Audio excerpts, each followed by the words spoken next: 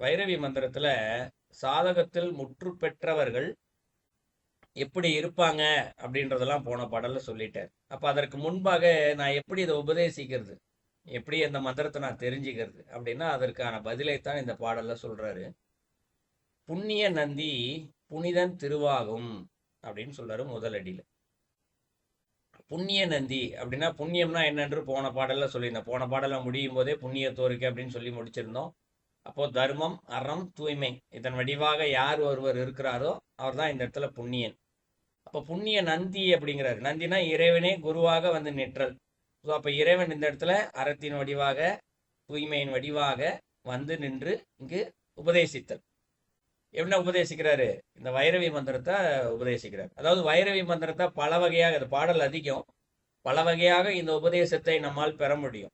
இறைவனே வந்து இங்க உபதேசிக்கலாம், குரு வழியாக உபதேசம் பெறலாம், இல்லை நாமவே திருமந்திரத்தை படித்து கூட அதனுடைய மந்திரத்தை 14 எழுத்தை எடுத்துக்கலாம். இதுல முதல்ல இருக்கக்கூடிய வழிமுறையை சொல்றாரு. இறைவனே இங்கு வந்து உபதேசிக்கின்ற முறை. திருஞான சம்பந்தருக்கு எப்படி வந்து ஞானப்பாலை கொடுத்து ஞானத்தை இறைவன் கொடுத்தாரோ அதுபோல இறைவனே இங்கு வந்து கொடுத்தது. அப்ப புண்ணிய நந்தி இறைவனே குருவாக வராரு. எப்படி வராரு? தூய்மையின் வடிவாக, அறத்தின் வடிவமாக இந்த இடத்துல வராரு. வந்துதான் என்ன பண்றாரு? மந்திரத்தை உபதேசிக்கிறார். மந்திரத்தை உபதேசிக்கும் போது புனிதன் திருவாகும் அப்படின்னு சொல்றாரு. அப்ப யார் இந்த மந்திரத்தை பெறுகிறார்களோ அவர்கள் அங்கு புனிதம் அடைகின்றார்கள். இந்த புனிதம் அடைதல் அப்படின்னா என்னன்னா, அப்ப தூய்மை அடைகிறாருன்னு ஒரு பொருள் இருக்கு. அப்ப வினை பாவம்லாம் உடனே போயிடுச்சா அப்படின்னா அது அந்த மாதிரி புரிஞ்சிக்க கூடாது. இப்போ ஒரு மந்திரத்தை வந்து குருவோ இறைவனோ யாரோ ஒருத்தர் உபதேசிக்கிறாங்க அப்படின்னா முதல்ல தகுதி இருக்கா, பக்குவம் இருக்கான்னு பார்ப்பாங்க அந்த மந்திரத்தை ஜெபிக்கிறது. ஏன்னா இன்னைக்கு உபதேசம்னா நிறைய பேர் வாங்குறாங்க, அங்க உபதேசம் தராங்க, இங்க உபதேசம் தராங்கன்னு சொல்லிட்டு உபதேசம் வாங்கிட்டு என்ன பண்றாங்க, அடுத்த நாள் அவங்க விருப்பத்தின்படி வேலைக்கு போறது, ஊரை சுத்துறது, இப்படிதான் பண்றாங்களே தவிர்த்து உபதேசம் வாங்கியிருக்குமே இதை முறையாக அமர்ந்து நாம் ஜபம் செய்ய வேண்டுமே அப்படின்னு சொல்ற அந்த அக்கறை வந்து யாருக்குமே இல்லை. அவங்கவுங்க விருப்பப்படி இருக்காங்க. அப்ப குருவுக்கு தெரியும் இந்த மந்திரத்தின் மீது அவருக்கு ஒரு சரணாகதி பக்தி இருக்கின்றது. ஏன்னா மந்திரம் வேறு அல்ல, இறைவன் வேறு அல்ல, குரு வேறு அல்ல. இறைவன் ஒரு மந்திரத்தை உபதேசம் பண்ணார்னா அந்த மந்திரமும் இறைவன் தான். அப்ப இறைவனுக்கு என்ன மாதிரியான பக்தி இருக்கிறதோ, இறைவன் மீது இருக்கிறதோ அதே பக்தி இதன் மீதும் இருக்க வேண்டும். அப்ப அந்த பக்தி இருக்கா இல்லையான்னு பார்த்து தான் கொடுக்குறாரு. கொடுக்கும்போது என்ன பண்ணுவாங்க, நம்ம இந்த தீட்சையெல்லாம் சொல்லுவாங்க, பரிச தீட்சை, நயன தீட்சை, இப்படி நிறைய தீட்சை சொல்லுவாங்க. அப்ப இறைவனே இங்க உபதேசிக்கிறாருன்னா இறைவனுடைய சத்தம் ஒண்ணு காதுல விழும் இல்லையா, இல்ல இறைவன் உள்ளுக்குள்ள இருந்து உணர்த்துறாரு இல்லையா, ஏதோ ஒரு உணர்வு இருக்கு இல்லையா, அந்த உணர்வு இங்க படும்போதே அது உபதேசம் தான். அப்பவே என்ன ஆயிடுதான், அவர் புனிதம் அடைகின்றார். புனிதம் அடைதலின் வழியாக இந்த மந்திரத்தை எக்காரணம் கொண்டும் டெய்லி வந்து அவர் ஜெபிச்சுக்கிட்டே இருக்கணும். ஜெபிக்காம இருக்கிறதுக்கு சில நேரங்களில் சோம்பேறித்தனம் வரும் இல்லையா, சோம்பேறித்தனமோ ஆசையோ ஏதோ ஒன்று வந்து அவர் தினந்தோறும் ஜபம் செய்ய விடாம தடுக்கும் இல்லையா, அந்த மாதிரி தடுத்தல் என்னென்னலாம் இருக்கோ அதெல்லாம் இறைவன் முதலில் அங்கிருந்து விலக்கி விடுகின்றார். அதான் முதல்ல புனிதன் அப்படிங்கிற. முதல்ல அவர் என்ன பண்றாரா, தகுதியை பெற ஏற்கனவே தகுதி இருக்கு, மேலும் என்ன பண்றாரு, ஏன்னா மாயை காரணமா பல நேரங்கள்ல இந்த மாதிரிலாம் நடக்கக்கூடிய வாய்ப்புகள் இருக்கு உலகத்துல. அதனால என்ன பண்றாரு, முதல்ல ஏற்கனவே தகுதி வந்ததுக்கு அப்புறமா அவரை தூய்மை செய்த பின்புதான் நாங்க உபதேசத்தை கொடுக்கின்றார். அப்பதான் அதுக்கப்புறம் என்ன சொல்றாரு, திருவாகும் அப்படின்னு சொல்றாரு. திருவாகும்னா என்ன, அது முழுமை பெறுகின்றது அப்படின்னு பொருள். உபதேசத்தை அவர் வாங்கிட்டாருன்னா உணர்ந்துட்டாரு அப்படின்னு பொருள். ஸோ இறைவன் வந்து இங்க வைரவி மந்திரத்தை கொடுத்துட்டாரு, அந்த 14 எழுத்துக்கள் கொண்ட மந்திரத்தை கொடுத்துட்டாரு. அதை ஒரு வாங்கி உணர்ந்துட்டார். அதாவது உணர்ந்துட்டாருன்னா மனசுல பதிஞ்சிருச்சு. இதை வந்து எழுதி வச்சு மனப்பாடம் பண்ற விஷயம் கிடையாது. மந்திரோபதேசம் என்பது காதுல சொல்லுவாங்க, அது அந்த வினாடியே உள்ள போய் பதிஞ்சிடும். 1 வருஷம் 5 வருஷம் அவர் அந்த மந்திரத்தை சொல்லலைன்னா கூட சரி, திடீர்னு சொல்லணும்னு நினைச்சு உட்காரும் போது தானா உள்ளேருந்து அந்த மந்திரங்கள் தானாகவே வரும், மறக்காது அவ்வளவு சீக்கிரத்துல. அதான் திருவாகும். அப்படி அந்த உள்ளேக்குள்ளே உணர்ந்த பதிந்த அந்த மந்திரத்தை எண்ணிய 27 சூழ்மதி அப்படின்னு சொல்றாரு. எண்ணிய 27 அப்படின்றாரு. அப்போ இதை எப்படி சொல்லலாம், குருநாதர் சொல்லி கொடுத்திருக்காரு, யார், இறைவனே குருவா வந்து சொல்லி கொடுத்திருக்காரு. அந்த மந்திரத்தை என்ன பண்ணணுமா, 27 நாட்கள் தொடர்ந்து அந்த மந்திரத்தை ஜெபித்து கொண்டே இருக்க வேண்டும். எப்படி ஜெபிச்சுக்கிட்டே இருக்கணும், சூழ்மதி அப்படின்னு சொல்றாரு. சூழ்மதினா, மதி என்றால் நம்முடைய அறிவு, சிந்தனை, அதை சூழ் அப்படிங்கிறாரு. அந்த மந்திரம் வந்து என்ன செய்யணுமா, இதை சூழ்ந்து இருக்கணுமா, அப்படியே முழுமையாக சூழ்ந்து இருக்க வேண்டும். அப்ப 27 நாட்களுமே தொடர்ந்து வேறு எந்த சிந்தனையுமே இருக்கக்கூடாது. சாப்பாடு இருக்கக்கூடாது, தண்ணி இருக்கக்கூடாது, எனக்கு எந்த நிலையும் இல்லாமல் அந்த மந்திரத்தை மட்டுமே தொடர்ந்து 27 நாட்கள் யார் ஒருவர் ஜெபித்து கொண்டிருக்கின்றாரோ, இது ரொம்ப கடினம். 27 நாட்கள் எப்படி சாப்பிடாம தூங்காம ஜெபிக்கிறது? இதற்குத்தான் என்ன பண்ணுவாங்க, சில மூலிகைகள் இதெல்லாம் பயன்படுத்துவாங்க. இப்போ உதாரணத்திற்கு இந்த சாமியாருக்கெல்லாம் நிறைய பேர் இமயமலையில் இருக்கவங்கலாம் கஞ்சா பயன்படுத்துவார்கள் அப்படின்லாம் கேள்விப்பட்டிருப்பீங்க. நான் பலமுறை வகுப்பில் சொல்லியிருக்கேன். அவங்க இதெல்லாம் வந்து ஒரு மருத்துவமாகத்தான் பயன்படுத்துகிறார்களே தவிர்த்து போதையாக பயன்படுத்துவது இல்லை. கஞ்சா இலையோடு சேர்த்து நம்ம சமையலுக்கு பயன்படுத்துகின்ற பச்சை பயிறு, இந்த 2 பொருட்களையுமே ஒரு சில ப்ரிப்ரேஷன் இருக்கு, முறைகள் இருக்கு, அதை எப்படி செய்யணும் அப்படின்னு சொல்லி அந்த முறைப்படி செய்து அதை அவர்கள் சாப்பிட்டுட்டாங்க அப்படின்னா 7 நாட்களுக்கு அவர்களுக்கு பசிக்காது, தூக்கம் வராது, தாகம் இருக்காது, இது எதுவுமே இல்லாத கழிவு பொருட்களும் வெளியேறாது. ஸோ என்ன பண்ணுவாங்க, இதை ப்ரிப்பரேஷன் பண்ணி அதை சாப்பிட்டுட்டு போய் அப்படியே ஒரு மலை கொகைகளில் போய் உட்காந்து மந்திரத்தை ஜெபிக்க ஆரம்பிச்சிருவாங்க. அப்போ ஒரு 7 நாள், இதனுடைய நாள் கணக்கு 7. யார் இந்த கஞ்சா என்று சொல்றாங்க இல்லையா, அதுவும் ஒரு தாவரம் தானே. தவறா பயன்படுத்தும் போது அது ஒரு போதை பொருளாயிருது, அதனால அது தடை செய்யப்பட்ட பொருள் ஆகிறது. ஆனால் இயற்கையில் அது ஒரு செடி, தாவரம் தான். அதுவும் எப்படி கீரைகள் ஒரு தாவரமா இருக்கோ அதுவும் ஒரு தாவரமா இருக்கு. அப்படி தாவரமா இருக்கக்கூடிய பொருளை என்ன பண்றாங்க இவங்க, அந்த மூலிகைகளை ஏதோ இமயமலையில் இருக்க சாமியாருங்க அப்படித்தான், அதாவது உண்மையாக இருக்கக்கூடிய சாமியார்கள் ஜெபம் செய்ய வேண்டும் என்று சிந்தனையோடு இருக்கக்கூடியவர்கள் அப்படித்தான் அதை பயன்படுத்துறாங்க. பயன்படுத்தினா என்ன பண்ணுவாங்க, 7 நாளைக்கு பசிக்காது, தூக்கம் இருக்காது, தாகம் இருக்காது, ஒண்ணுமே இருக்காது, வெறும் மந்திரத்தை ஜெபிச்சுக்கிட்டு அப்படியே உட்காந்துட்டு இருப்பாங்க, அந்த மனநிலையிலேயே இருப்பார்கள். ஆனா நான் சொல்றது 7 நாள் தான் சொல்றேன். ஆனா இந்த பாடல் எவ்வளவு சொல்றாரு, 27 நாள் சொல்றாரு. அப்ப 27 நாள் அப்படின்னா அதற்கு வேறு ஏதேனும் மூலிகைகள் அங்கு இருக்கும், வேறு ஏதேனும் தாவரங்கள், இதிலே வேற ஏதாவது ப்ரிப்பரேஷன் ஏதாவது இருக்கும். நிறைய பொருட்கள் இருக்கு. இதுக்கெல்லாம் நம்ம சமையலுக்கு பயன்படுத்த கசகசா இருக்குல்ல, அதெல்லாம் கூட பயன்படுத்துவாங்க. நிறைய நிறைய பொருள் இருக்கு. நம்ம அதெல்லாம் போதை பொருட்கள்னு சொல்லிடுறோம். பயன்படுத்த தெரியாமல் பயன்படுத்தினா அது போதை வஸ்துவா மாறிடுது. சரியாக பயன்படுத்தும் போது அது இது போல ஆன்மீக தேவைக்கு பயன்படுது. ஸோ இப்படி யார் ஒருத்தர் 27 நாட்கள் அந்த மந்திரத்தை தொடர்ந்து உபதேசித்துக் கொண்டே இருக்கின்றார்களோ அவர்களுக்கு அடுத்து என்ன சொல்றாரு, பண்ணிய வன்னி பகலோன் மதியீரு அப்படின்னு சொல்றாரு. பண்ணிய வன்னிங்கிறார். பண்ணினா பண்ணுதல், செய்தல் அப்படின்னு பொருள். ஒரு விஷயத்த செய்யறது. என்ன செய்யறது அப்படின்னா, நம்ம ஒரு வேலை செய்யணும், அதுக்கு ஆயத்தம்னு சொல்லுவோம் இல்லையா. இப்போ ஊருக்கு போகணும்னு ஆகிப்போச்சு, அப்போ அதற்கு ஆயத்தம் அதெல்லாம் செய்வோம். ஊருக்கு போகிறது, துணிமணி எல்லாம் பேக் பண்ணி பெட்டியில் வச்சு அடுக்குவோம். போகிறதுக்கு என்னென்னலாம் தேவையோ அதெல்லாம் தனியாக ஒரு இடத்துல எடுத்து வைப்போம் இல்லையா. ரயில்லையோ பஸ்லையோ போனோம்னா அதுக்கு டிக்கெட் எடுத்துக்குவோம். இதெல்லாம் முன்னாடியே நம்ம ஊருக்கு பயணம் செய்வதற்கு முன்பாக ஆயத்தமாதல்.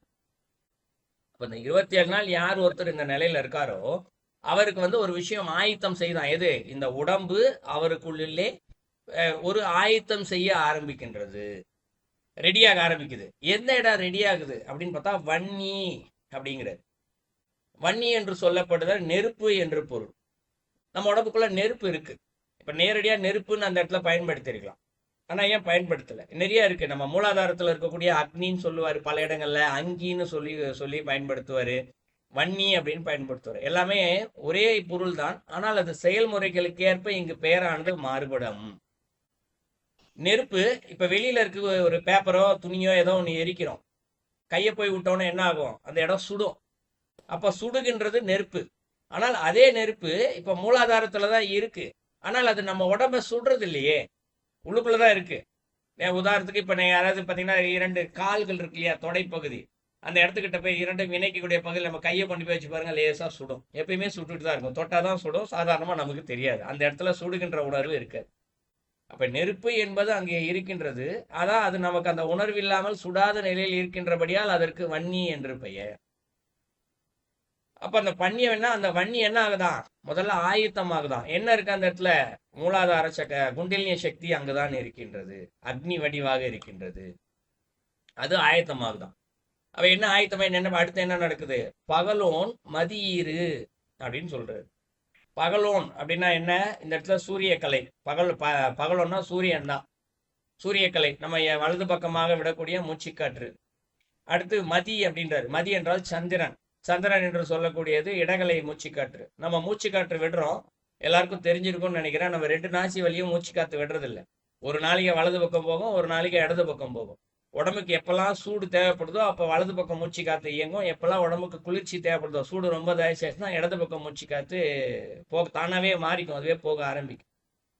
இந்த மூச்சு காத்து வழியா என்ன பண்றோம், நம்ம மூச்சு விடும்போது உள்ளுக்குள்ள இருக்கக்கூடிய நெருப்புக்கு அந்த மூச்சு காத்து தானாகவே உள்ளே செல்கிறது. ஒரு பொருள் எரியணும்னா காத்து தேவை. இப்பயும் அந்த மூச்சு காத்து உள்ள போய்கிட்டு தான் இருக்கு. அதனாலதான் நம்ம மூச்சு விட்டுக்கிட்டு இருக்கோம். நமக்கு இன்னைக்கும் அந்த 7 சக்கரங்களுக்கான செயல் நடைபெற்றுக்கிட்டு தான் இருக்கு. ஆனா இந்த மூச்சு காத்து என்ன பண்ணுதா, நேரடியாகவே இப்போ உள்ள போய் அந்த நெருப்பு என்ன பண்ணுதான், இன்னும் கொஞ்சம் வேகமா ஏறி அப்படின்னு சொல்லிட்டு அது என்ன பண்ணுதான், தூண்டி விடுதான். ஏன்னா ஒரு காத்து நெருப்பு எரிஞ்சுக்கிட்டு இருக்குன்னு வச்சுக்கோ, அங்க போய் புஷ்ஷுன்னு ஊதி விட்டோம்னு வச்சுக்கோ, அந்த விறகடுப்பு செய்யறவங்களுக்கு எல்லாம் தெரியும், கையில ஒரு ஊதுகுழல் வச்சிருப்பாங்க, ஊதுறாங்கன்னா இன்னும் கொஞ்சம் ஸ்பீடா ஏறிய நெருப்பு. இப்ப நெருப்பு எரிவதற்கு காத்து இங்க உந்துதல் பொருள் போல் இருப்பது போல இந்த மூச்சு காத்து என்ன பண்ணுது, உள்ள போய் ஒரு உந்துதல் செய்கின்றது. ஸோ அதான் மதியிரு. அதனுடைய எல்லையில் எப்போ இந்த மூச்சு காற்றும் 2 காத்து சொன்னோம் இல்லையா, சூரியக்கலை சந்திரக்கலை, 2 காத்துமே என்ன பண்ணுது, உள்ள போய் அதனுடைய எல்லையை தொடுது. எல்லைன்னா தொடுதுன்னா என்ன, முழுமையாக நெருப்பை உள்ள இருந்து வெளிப்பட ஆரம்பிக்கின்றது. வெளிப்பட ஆரம்பிச்சுன்னா என்ன ஆயிடும், உங்களுக்கு குண்டலினி சக்தி கிளம்பி ஒரு சக்கரமா மேல போக ஆரம்பிச்சிடும். இது 3வது அடியில சொல்றேன். இப்படி போன ஆரம்பிச்சதுக்கு அப்புறம் என்ன நடக்கும், திண்ணிய சிந்தைதன் தென்னனுமாமே அப்படின்னு சொல்றாரு.